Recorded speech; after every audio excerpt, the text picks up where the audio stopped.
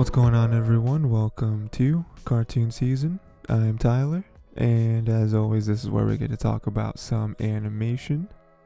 And today, we're going cartoon movie, and we're going to talk about a little bit about Megamind. Megamind is a movie that I feel like it's kind of overlooked, but I feel like in hindsight, a lot of animation fans look at it as kind of a masterpiece, as kind of weird as it is to say. Me definitely going back to it, I feel like I very much appreciate what it is, and I enjoy it. A lot of cool characters, a pretty good story, and it's fun. There's really not much more that you need from a movie to just at least be good. And I feel like this movie is great. This movie is great at being good. But I just want to talk about a couple things there. I want to talk about how Metro Man faked his death. And I want to talk about how much Mega Man needs Metro Man. Before we get into that, make sure to go to the Tiger T YouTube channel or any other podcast service to listen to more episodes like this, as well as the Tiger T Twitter and my own Twitter if social media is your thing. But let's get right into Megamind, get into these couple topics. We're going to talk about how Megamind, they both start with M. It's both double M. Megamind, Metro Man. It's very confusing. We'll talk about how Metro Man faked his own death. So he never lost against Megamind. He's always the winner. That's always how it was. It was a very typical superhero story where good guy always wins, right? That's how it's supposed to be. At the end of the episode, at the end of the movie, good guy always wins. That's just the nature of things. He's also named after the city. He's named after the city. The city is named after him, right? Is it a chicken or the egg situation? Anyway, this is him. This is who he is. This is everything he is. He is nothing else. I feel that that kind of gets to him. There's the moment where his powers get weakened by the copper dome, and we have that Superman kryptonite situation where this is the one thing that weakens him enough for Megamind to win. And so Megamind is able to do that. He uses his death ray to kill him. And at that moment, I feel like this movie does something that I feel like this is something that obviously sets up the whole rest of the movie, where it's no, in the first act, Megamind's the bad guy and he wins. He kills Metro Man. And then now we get to see what it's like to have an entire movie where what happens when the villain wins. That's something that we don't ever really see, and then when we do see it, we see it for a very short amount of time, and then the good guy comes back and turns out he didn't die, and then he wins, right? So I think this is an interesting take on what would happen if the bad guy actually won. And we do kind of see a little bit of that where he takes over the city in his very juvenile way. Because that's kind of who Megamind is, But with that, there is some investigating going on, and we'll get a little more into it with the second topic. But they do find Metro Man, who has a secret hideout that's disguised as the old school. Very fitting, very poetic. And this is where we really get into it, where he realizes that he was never given a choice to be a hero. I'm sure that's what he wanted to be, and he got a lot of praise for it. Even when he was a kid, center of attention. But once he became a hero, he couldn't be anything else, because that's what he was. People counted on him, and there wasn't anyone else to take his place. So I'm sure he loved the city. I'm sure he loved the people. So part of him didn't feel like he could give it up, even if he wanted to, because he felt like he would be betraying the city. He'd be putting their lives at risk. But also it's also the somewhat indirect pressure, peer pressure of being this hero, because everyone's counting on him. And I'm sure if he just tried to give it up, if he just said I'm retiring, they would destroy him for it. They would then immediately forget every good thing that he's ever done for them, and label him to be selfish, and label him to be evil, for, it's funny how quick things can turn like that, and so he knew that he couldn't do that, he knew that being a hero was over. He wanted to do other things with his life. I mean, it's tough to have to do one thing for 100% of your life when there's so many other things you'd rather try and do. I mean, it's very trivial, but like, he wanted to become a musician. It's like he literally had no time to ever work on that because there was always something happening, always something he had to go do, someone he had to go save. I'm sure it gets exhausting.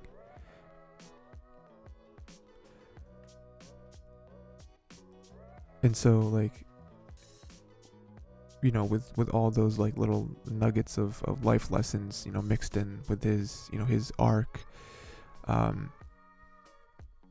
I do also find it nice that this movie was brave enough to not make him not make him the hero again at the end. Not make it so he has this epiphany of like, this is actually what he wanted to do his whole life. He was just having a weird, like, kind of midlife crisis-esque moment, and that's why he faked his own death. And he actually does want to do this full time. Like, no, even by the end of the movie, he still is not the hero. He still decides to not come back out of hiding. And that just goes to show that he really didn't want to do this anymore. It's somewhat of a lesson of like, don't stay somewhere that you don't want to stay. Don't keep doing things that you don't want to do. Try to branch out. Try to, this is more extreme. Faking your own death, a very extreme way to get out of your current job. But like, there was something in there to take away from this.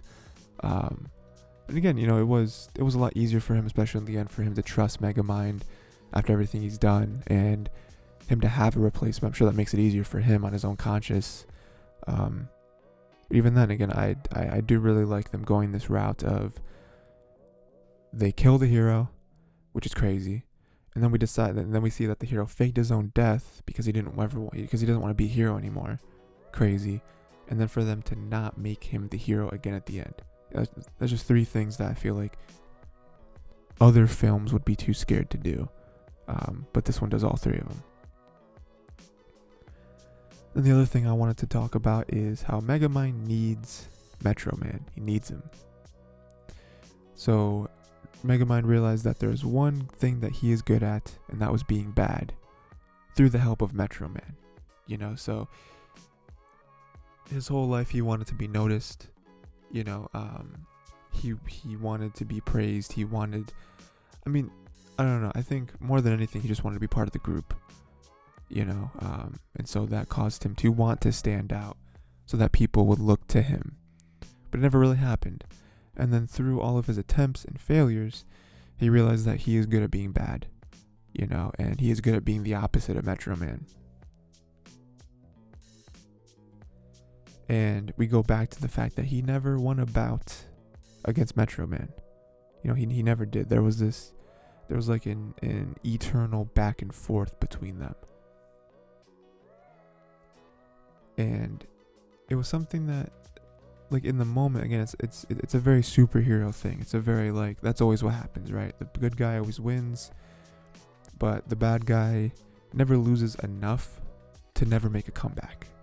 Like no matter how many times Batman beats Joker, Joker never dies. Now I know there's some stories where Joker does die, but for the most part, Joker doesn't die. We always get another story where Batman has to take down Joker, right?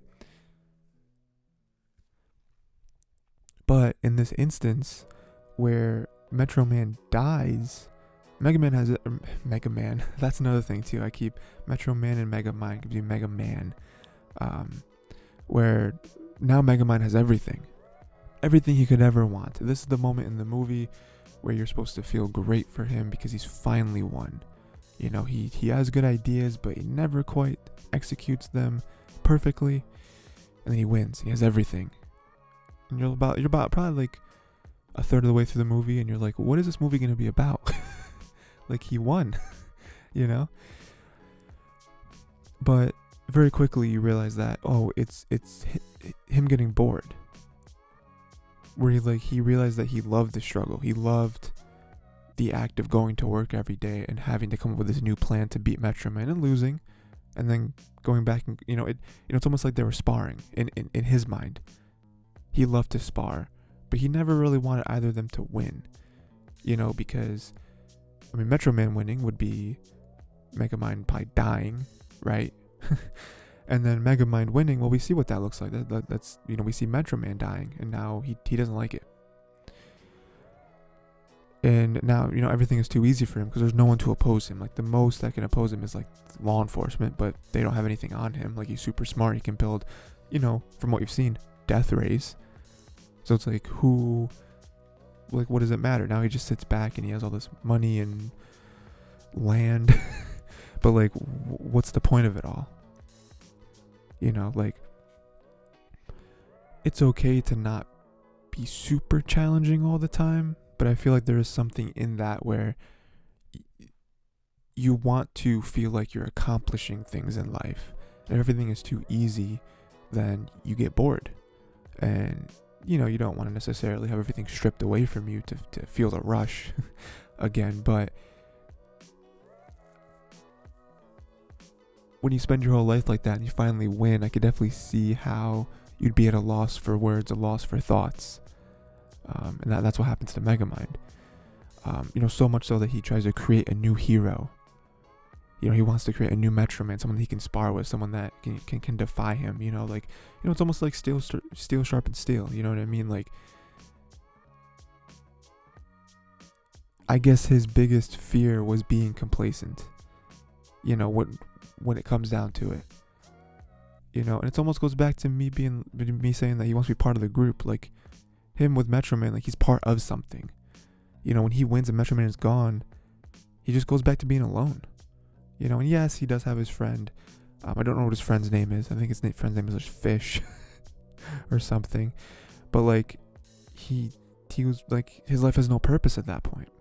I think that's one of the worst things that can happen to people is when you feel like your life has no purpose. And so when that happens to him, it's just like it deflates him,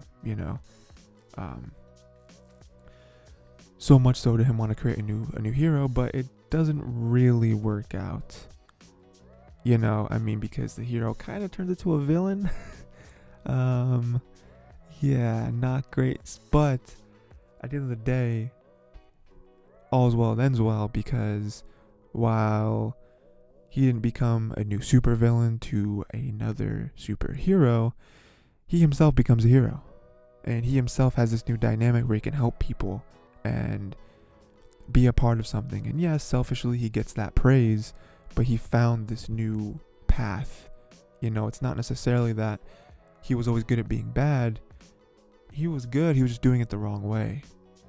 And through this, he's realized how to be good. He's realized that his powers are actually better used to be good.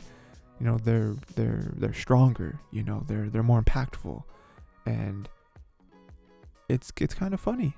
It's kind of funny how it goes, where he starts out as a villain, kills the hero, brings the hero back, but instead of the hero becoming the hero again, he just himself becomes the hero. And it's funny that actually is the best possible outcome. It's not like, oh, well, now we're settling for Megamind. Like, no, like, this is what it's supposed to be. And this is what you guys actually want. Trust me.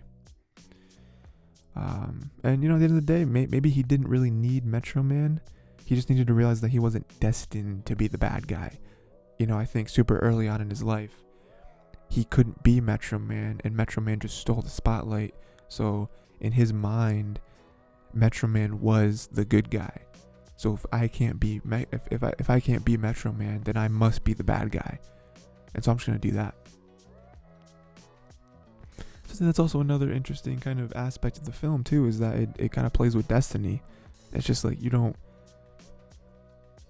like, destiny may be a thing, but you accepting who you are as a human so early on in your life, when there's so many changes that can be made, so many evolutions, if you just be like, well, I can't be that, and that is that, so let me be the opposite. It's like, no, you can, there are adjacent avenues, but Megamind didn't explore any of those. He just decided, can't be the good guy, I'll be the bad guy. So by the end of the movie, he realizes that he was, not necessarily that he was wrong, but that there are other ways to do this. Yeah, that's the movie. Again, just a couple of things I wanted to mention. Again, I think it's very interesting that they had, the whole hero-villain dynamic and the way they played with it. And then also the, kind of how they brought Megamind back, I guess. Again, this movie does a lot of really good things. It's not perfect, but, I do think that this movie is overlooked. And, I do honestly believe that if you watch this movie again, you'll realize how smart and clever this movie is and how many things it does tackle. How it isn't just a funny cartoon superhero film. Like, there is a lot of kind of deep, like almost like philosophies that this movie touches on. And I don't know, I just think that since it's not Disney, if your movie's not made by Disney, especially during this time, it's like, why do we bother? It's just trying to be something different. Even though I do think nowadays we are getting away from that, where Disney is not king and everything. Just want to look at Sony. So Sony's killing it. Sony's been killing it the past few years. So anyway, but yeah, that's the film. I think it's a lot better than people give it credit for. I think it tackles a lot of stuff, and I think it's fun too. I think it has a lot of good jokes. Has a lot of really fun dynamics, and yeah. But let me know what you thought of the movie. Again, thought it was good. Let me know if you think it's underrated, overrated. If you feel like it should have gotten a sequel, that kind of stuff. And again, yeah, just go to Tiger to YouTube to watch more episodes like this and any other podcast service. Of course, we got Twitter. All that stuff will be down below.